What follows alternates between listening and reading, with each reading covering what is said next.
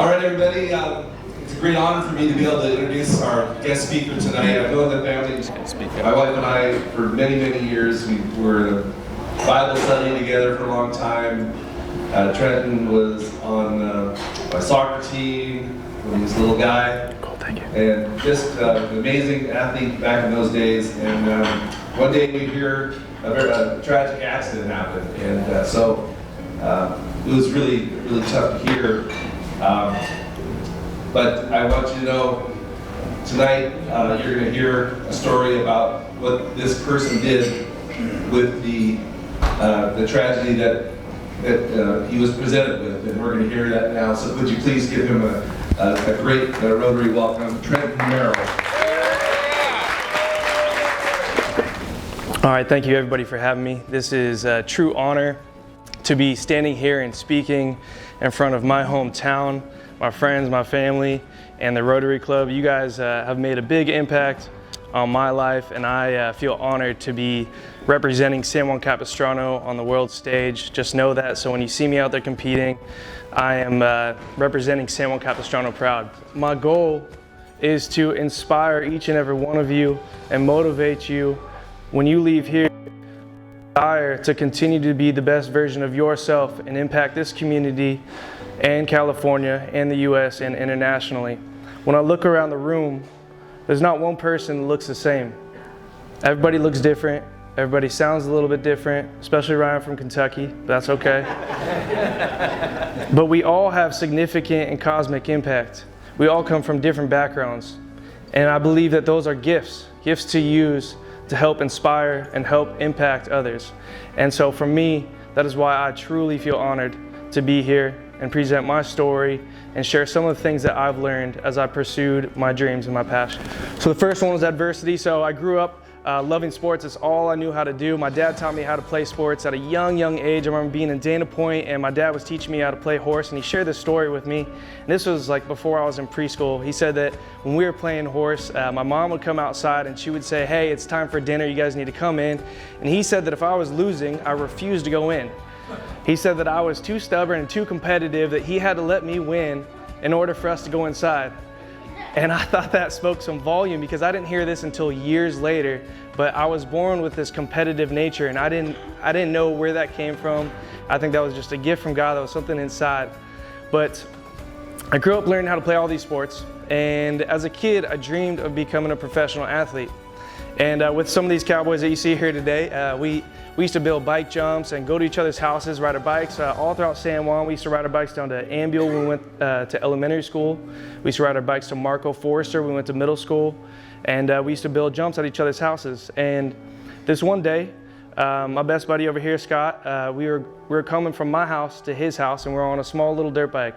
And we coming down San Juan Creek Road on the bike path, which, as you guys know, is separated from the street. And we get to Paseo Cristina, and at the time it was the only street that didn't have a stop sign, and we had crossed the street several times, you know, as we were kids. And this one time we look both ways, and we don't see any cars coming, so we start crossing. And right as we get in the other lane, boom, we get nailed by a car. I remember seeing the flash of a white BMW bumper to my right. And I thought to myself, as I woke up on the side of the road, I just had the craziest dream. And I got to tell my friend Scott. So I look over to Scott and I see his face is bloody, blood's coming out of his mouth. He punctured his lungs, he broke his back, he chipped his pelvis. He was in critical condition. I knew at that moment that this was no dream, this was reality. I turn over to my right now and I look and I see this 16-year-old girl and she's talking to a police officer. I'm like, okay, it's a young girl that hit us. And I'm thinking to myself, like, man, this is crazy. My foot feels numb. I look down and I see my shoe is gone. But my foot's still there, it's just very swollen. I think to myself, okay, this is my first broken bone. I've never had a broken bone before. Okay, this is what it must feel like. So I grab my cell phone, I call my dad, I say, "Hey Dad, I got hit by a car at Scott's house, you need to come." And he's thinking, like, what, is this some kind of prank? Like, are you sure, Trenten? I'm like, yes. Come to Scott's house, we got hit by a car. So he's coming. And as you guys can imagine, a dad and his 14-year-old son is calling him, telling him that he got hit by a car, and he's driving and he hears an ambulance. And he's thinking, God, please no, please, please, please no. And he gets there, the first ambulance takes Scott. He was in critical condition, so I took the second ambulance. I was in and out of consciousness. The neighbor came over and I gave her my cell phone. I said, hey, call all my friends. She knew all my friends, so she started calling them one by one. After that, Scott and I were in ICU for about a week and a half, and then we were in the same hospital room, and to my knowledge, I was just gonna get a green cast, and I pictured going back to high school and having all my friends sign it. You know, it was my first broken bone. That's what I had pictured. And during that time in the hospital, it was very unique because it felt like everybody that I had known and met throughout my life had somehow reached out. And a lot of it was the teammates that I had growing up in San Juan Capistrano playing different sports, or their families, or at the time when I was at J. Sarah Catholic High School, the whole school was reaching out and supporting me. And I felt a tremendous amount of love. And so I felt okay. So after a little bit of time now, Scott is released, and I'm in worse and worse condition, and we have the UCLA med staff team working on my foot. And we have what's called a womb vac, and it's a sponge that is suctioned onto your open womb, and it is pulling blood out to try and circulate it so you get more circulation to your toes. And at that time now, my toes looked like shriveled up carrots, like steamed carrots, but they were black. They didn't look good. And the doctor came in one day and he said, hey Trenten, I need to perform a test on your foot. Is it okay if I perform a test? I said, yeah, that's cool, doc. And so he grabs this pencil. He said, I'm gonna take this pencil, I'm gonna drag it on the bottom of your foot, and I just want you to tell me if you can feel it. I said, okay, cool. So he does it. I'm like, no, I don't feel anything. He's like, Trenten, I didn't use a pencil, I used a scalpel. And so I'm looking at him like, dude, you just lied to me. Like, I'm mad because he lied to me, but he's obviously like, there's bigger problems. So he looks at my mom and he says, hey Denise, can I talk to you outside real quick? And so he takes my mom outside, and now I'm in the hospital room by myself. And I look through the rectangle window and I see my mom just start crying. And that's the moment that I found out that I wasn't gonna have a green cast. I wasn't gonna have all my friends sign it when I went back to school. I was gonna lose my foot. So I started crying because I thought my dreams are gone. I thought my dreams of becoming a professional athlete were taken away. I wasn't sure what my life was gonna be like. I'm only 14 years old. I was a freshman, it was spring break. I wasn't sure what my future had for me and what God had planned, but I remember I was crying, and Scott's mom, Jen, she comes in and she starts praying over me. And as she's praying over me, I felt the peace of the Holy Spirit come over me. I just stopped crying. It was just random, just stopped crying. And then I heard God speak to me, and he said, I got great plans for you. I said, all right, God, like if you say so, I believe you, because I got nothing right now. I got nothing, like my home, my whole dreams, my hopes, everything are gone. But if you say so, I believe you. And so the doctor comes back in, he says, Trent, what do you want to do? I said, let's go ahead and amputate it. So he does. We amputate it, and shortly after, now I'm released. I get my first foot, and I'm walking immediately. It took 3 months though for the swelling to go down in my leg. I got my first foot, I start walking immediately. We go into PT, we're doing physical therapy.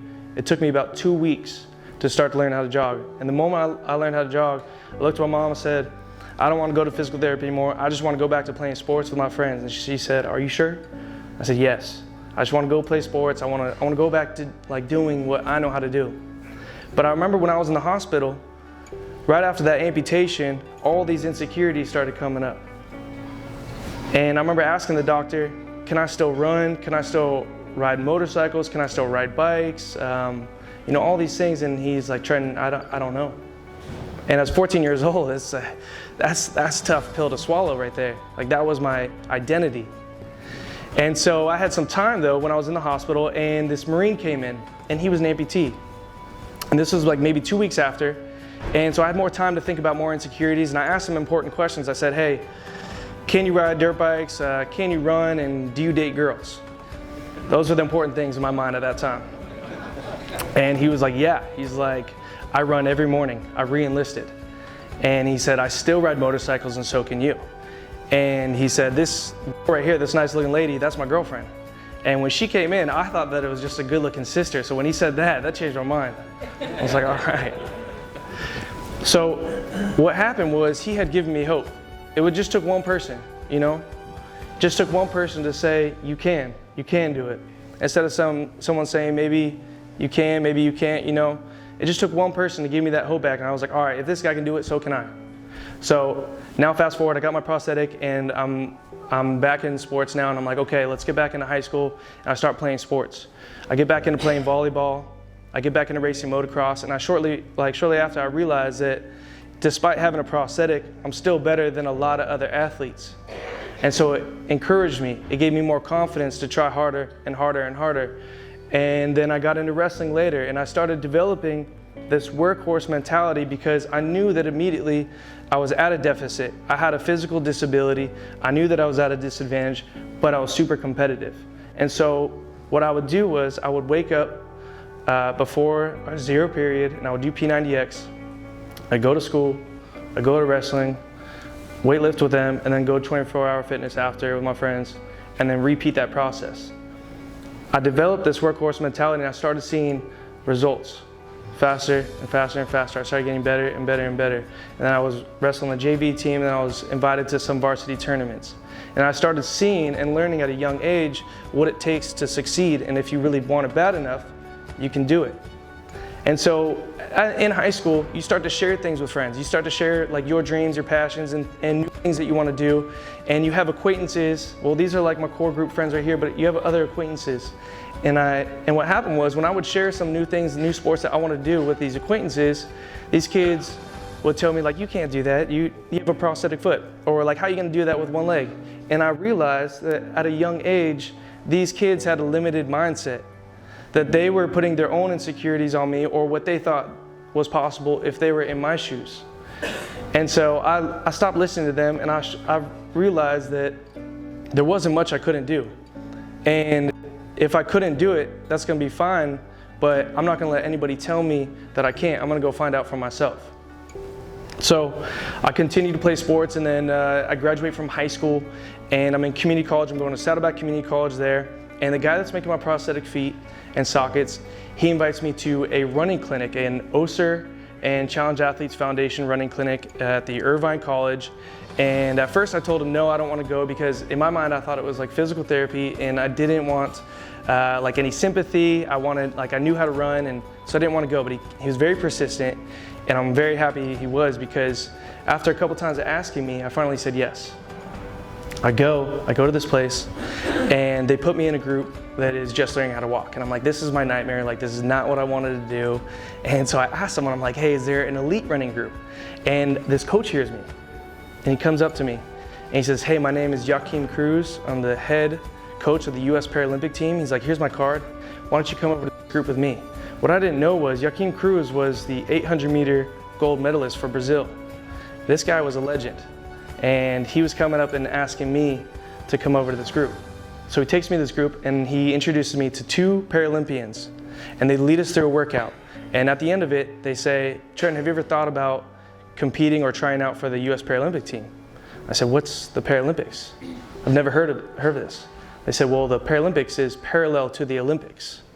You compete against guys with your same disability in whatever event you want to do. You represent your country, you travel around the world, and you get paid to do it. And I thought to myself, no way, this is too good to be true. Like, there's no way this is still possible. They said, yeah, check it out. So I was like, okay. I left that day, I kept that card, but I didn't hit up that coach for about a month. And I kept feeling drawn to it. And it was on my nightstand. And so then one day, I feel this pull to call him, and I'm like, okay, I'm gonna call him, but if he doesn't pick up, I'm not gonna call him again. So I call him, and he picks up the phone and he says, hey Trenten, I've been waiting to talk to you. This is Coach Cruz. And I was like, yeah, I called you, I know. And he's like, we have a Paralympic development camp next month at the Olympic Training Center in Chula Vista, and I want you to come down. Can you make it? I said, yeah, I'll be there. So this is now 5 years after my accident and in the hospital, after God spoke to me, just doing my thing. And I go down there next month. And I remember my mom saying, like, are you sure? I've never been there before. Like, do you trust this guy? All these questions. I'm like, yeah, it seems pretty legit to me. So I went, and I was only 19, so I was probably gonna go anyways. So I go, and I park my car, and I start walking. And as I'm walking on site at the Olympic Training Center, I hear God speak to me again. And he says, I got great plans for you. And now I'm thinking, like, no way. This is twice now that I've heard that he has great plans for me, and I'm getting goosebumps. And so I walk down to the track, and I see all these professional athletes training. Eat, sleep, train, repeat. Eat, sleep, train, repeat. And I'm thinking to myself, this is my dreams. And you're saying this is possible. And so I get goosebumps that night, and at the time I had an MP3 player, and so it was at nighttime, and I go find some stairs, and that was my Rocky moment. I started doing some stadiums, and I like get to the top, I'm like, you're the champ, you belong here, you're gonna make the team. I kept yelling and yelling and yelling and running and doing stadiums. And so I was like, all right, you're a man on a mission now. You gotta go home, find a coach, and start training your ass off and make the team. So I come back, and I'm like, all right, I gotta get a coach. So I go up to the Saddleback Community College coach. I say, hey, my name is Trenten Merrill, and my goal is to make the US Paralympic team. Can I train and compete for your team? And he said, yes, I would love to have you on our team. I'll do anything I can to support you and help you with your dreams and your goals. I was like, all right, cool. So I continued to train, and it took me a while to get better and better and better. And I wish I could tell you that my success came quick and easy, but it didn't. So there's this story, the Chinese bamboo tree. One of my favorite motivational speakers, his name is Les Brown, and he shares it. And essentially it goes along the lines that there's this farmer, and he has this Chinese bamboo tree, the seed. And he plants the seed in the ground. And it takes 5 years for the seed to sprout out of the ground. But every single day, that farmer has to water and fertilize the ground. And if it doesn't, the seed dies in the ground. In the last 5 weeks of those 5 years, that Chinese bamboo tree shoots up over 90 feet tall. So the question is, does the Chinese bamboo tree grow 90 feet tall in 5 weeks or 5 years? The answer is 5 years. Because if at any point in time, that farmer stopped watering that seed, it would have died in the ground. And that's the same with your dreams, the same with your goals, the same with your passions and your desires. And that's what I noticed in my life. So, goals are important. I found out at a young age that it's super important, one, to write them down and put them in a place that you can see them. For me, I put them on my mirror in my bathroom. I put them also on a whiteboard in my room so you can see them every single day, because what happens is, even when you're not consciously thinking about your goals, your subconscious mind is figuring out, how can I achieve this? And so when opportunities come and resources are provided, or opportunities are now seen, you take advantage of it. So in 2010, I was introduced to the Paralympics. I wish I could tell you that I made the team like right then and there, but it didn't happen that way. Success usually is not a quick turnaround. And so in 2010, I didn't even make it to the finals in the 100 meters. In 2011, I broke my foot and I didn't make it to nationals. In 2012, I went to University of Colorado Boulder, transferred from Saddleback, and I remember the coach telling me, hey, you can come, you can train with our team and compete with us, just like Saddleback, but this was over email. I go there and I move there and I have a meeting with the coach, and then he says, you know what, like, I don't know, you need to talk to the sprint and jumps coach. And I find out later that he thinks I'm a liability to the team. And that crushed me, because now I felt like God had told me my dreams. He showed me where to go, but now I'm faced with another challenge. And so I remember that night when I found out that he thought I was a liability, I went to the track and I had all these emotions. I wasn't sure how to deal with this stuff. And so I was doing 100-meter sprints, like all out. And I remember like crying, like thinking like, what am I supposed to do? Like, what's going on? I didn't know what to do. And I remember talking to God as I'm doing these sprints. Like, I'd stop, like cry a little bit, talk to him. And he's like, how bad do you want it? I said, I want it so bad. And he said, are you willing to train by yourself for the rest of the year? I said, yeah, that's a done deal. I'll do that. He said, then do it. I was like, all right. So I picked myself up, I trained, I went out to the nationals, didn't make the team. I'm like, oh man, this is another year now. 2010, 11, and 12, didn't make the team, and I'm trying my hardest. I end up transferring schools and I go to Azusa Pacific University. And it's a crazy story. I remember like, I was going to the gym and I was working out, I was listening to Pandora at the time, and Azusa Pacific University commercials keep coming up. And I'm ignoring them, I'm not thinking about it. And then I'm online on YouTube and I'm looking up track and field athletes, and I come across Brian Clay, the gold medalist in decathlon for Team USA, and he's training at Azusa Pacific University. I'm like, okay, that's a cool coincidence, now I know what it looks like. Then the next day, I have a pile of like clean workout shirts. I remember grabbing on the bottom, pulling out this shirt, and it says Azusa Pacific University track and field. I had been given that shirt the summer before at an FCA camp, never wore it, never saw it since. I was applying to schools at that time. So I look up Azusa Pacific University. They were in a transfer from NAIA to D2. and it actually gave me the most eligibility. So I emailed that coach and he got back to me within a few days. All these other coaches weren't getting back to me. So I was like, okay, clear sign from God, we need to go here. So I go there, I make the captain of the team, and I'm training, I'm getting better and better and better and better and better. I go to nationals and I get third at my first nationals. They choose the fourth guy over me, fourth place guy. And now I'm thinking again, like, what is going on? So the selection procedure that year was very different. They changed it for that year. And I knew though that either way, God had some plans for me. So there was an opportunity to go serve in South Africa that I had to have a requirement for my school in order to graduate. So I knew that if God wasn't gonna take me to Worlds, that he was taking me to South Africa to go serve. And I went there, and that's when I learned the difference between your passions, your desires, versus your identity and who you are. See, my identity is not in track and field. I am a track and field athlete and I'm competitive, but that's not my identity. My identity is in God. My identity is my character, is my heart, my mindset, my attitude, the things that you can't coach, can't really change.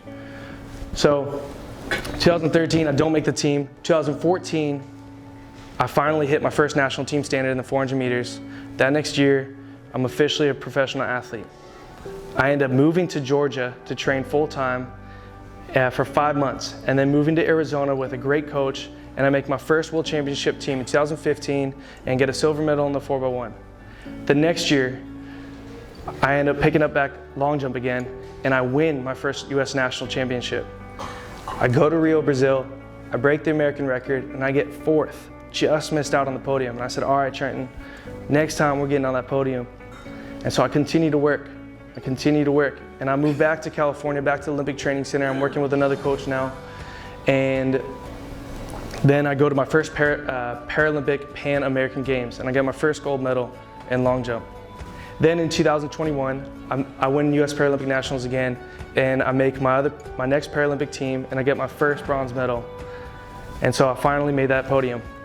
But the whole point is, I didn't give up on my dreams. There's challenges that each one of you has faced or is going to continue to face as you pursue greatness. I believe the greater the dream, the greater the challenge or adversity you're going to face. But the difference is, what's going to happen when that comes? Are you going to pick yourself up and keep moving forward and problem solve? Or are you going to have a victim mentality? So the important thing is to know your why you're pursuing this. Know what impact you have on other people. This Rotary Club is a perfect example. You guys are giving back not only within the community, but internationally. You guys have positive impact. So when adversity comes and faces you guys, when you guys meet challenges, knowing your why and knowing who you're impacting and creating strong desires and feelings with that is going to allow you to start problem solving mode and continue to focus on the positive things, because I believe that every single challenge that you have faced, are facing, or going to face is a blessing in disguise. Every challenge that you've experienced and will experience is in order to help you to become better than you've ever been before. It lights a fire under your ass, you look for your resources, you develop more skills, you become better, and thus you can help more people. So your mindset is everything. I love this verse, Proverbs 23:7, for as he thinketh, so he is. For the person that thinks he can and the person that thinks he can't are both right. So when challenges come, you can look at them as opportunities to grow. You can look at them as opportunities to become more resilient, to gain more resources, become more resourceful. You're gonna gain more wisdom to help more people and yourself, and you're gonna develop more skills and value. The one thing that I notice and recognize, not only that I had to go through, but a lot of other people as well, especially with social media nowadays, is it's so easy to compare ourselves to others. Maybe if we're pursuing the same goal or same dream, it's very easy to compare yourself to somebody that's doing it. And there was time when I was competing, and in those 6 years that I didn't make the team, there was other athletes that got introduced to it and made the team. The next year, other athletes got introduced, made the team. But I knew that it didn't matter what they did, because what mattered was I progressing? Was I getting better? So I had to always bring it back to, am I getting better than I was? And if I am, then I'm still moving forward, I'm still progressing. I believe the confident mindset is always focused on growth and gaining from every opportunity we are faced with in life. We have to adapt and overcome. Challenges equal wisdom, and wisdom equals the ability to help more people. Life, as I have learned, is 10% what happens to you, but 90% what you do about it. The one thing I want to make sure that we recognize is family and friends, because they were there before the challenges and the adversity or the success. They were there during, and they will be there after. It's the one thing that I feel like I know when I was younger and maybe earlier in 20s, that something that was easier to take for granted. And it's something now that I'm realizing more in my 30s, that this is such a special thing, because there's going to be a time when we all leave, but the memories that you have with your family and friends, those things are priceless moments. And those are the people that really care about you. They want you to succeed, and they're going to stand behind you whatever decision you need to do or you want to do. Like if I want to leave right now from sports and not pursue my goals, they would still support me. If I want to pursue it, they're going to support me. They're in my corner, and so it's important to know who your team is, especially during adversity, because they're there to help pick you up in your hardest times, and they're there to celebrate you in your best of times. The other thing about friends and family is when we are in challenges and we are facing adversity, we are in this picture frame, and it is very hard to see what's going on, and we need other people in our life to be outside the picture frame looking in to give us advice.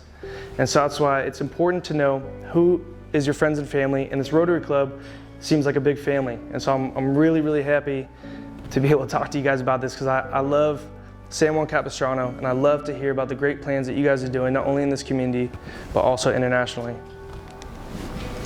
These are my future goals. Paris in 2024, gold medal, that's the goal.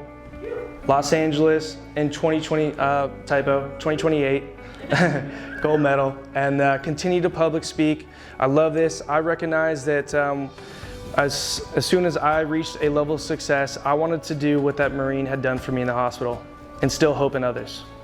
So now I'm in the process. I desire to make a nonprofit company so that I can help other amputees who can't afford prosthetics or maybe don't have the resources, both in California and SoCal, and then also in US and internationally. This is my heart, to help my community, not only in Orange County, but also outside. Thank you guys for allowing me to come here today. This is my social media if you got it. Feel free to follow or whatever my journey. But this was a true honor to be here in front of you guys, because I love San Juan Capistrano, and I actually brought you guys 2 gifts. I have a signed photo from my first Paralympic Games for you guys to put up. So thank you guys.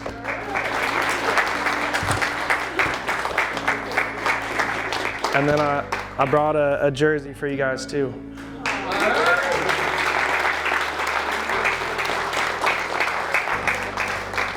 Thank you.